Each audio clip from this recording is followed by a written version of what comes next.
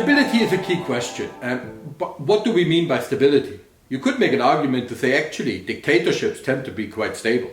Right? Let's just have a dictatorship of one party, look at former Eastern Germany, that's fine, that's stable.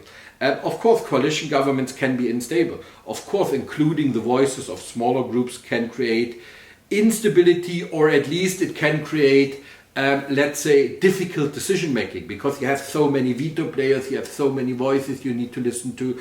You have groups that can boycott parliament, you have groups who can threaten to use the veto, you have often strong constitutional courts who can also add another layer of veto power. So yes, this is possible. And there are examples where this is the case. Bosnia is a good case in point, where you have so many veto players that politics is in a permanent stalemate.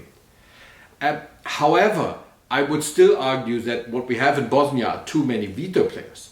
But that's not the problem of the parliamentary system, or indeed of the power-sharing institutions per se. It's the way they are designed and the way they are implemented by political actors.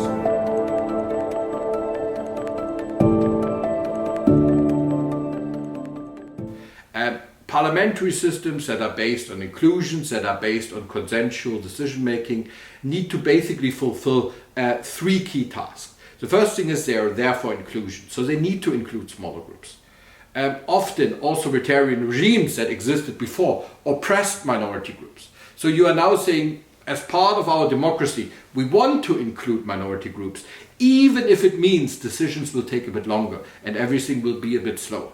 But the exchange for that is the whole system is more peaceful and more stable, because different voices are now included rather than one group only dominating other groups. So you're actually increasing stability. That's the first role. The second role is basically that's democracy.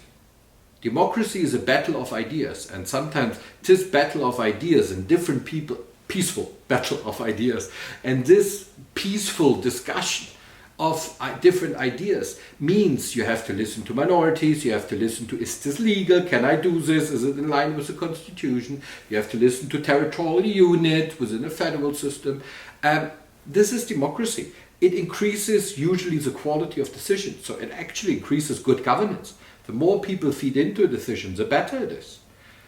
So we shouldn't underestimate how important dialogue and inclusion in decision making is for good decisions, for good governance, not just for democratic decisions, because you also increase transparency, you make sure that everybody is treated fairly.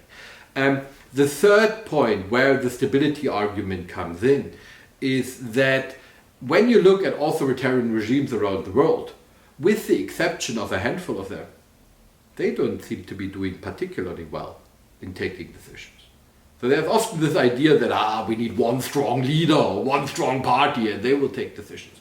Well, look at the authoritarian regimes in the world. They don't deal with problems particularly well. Whether it's economic growth, whether it's foreign policy issues, whether it's internal development of the country. You can say, okay, look at China. China is dealing really well with the whole situation. It's like, well, is it really? I mean, you still have massive problems. There is something like 50 million Chinese who are permanently walking around looking for labor all the time.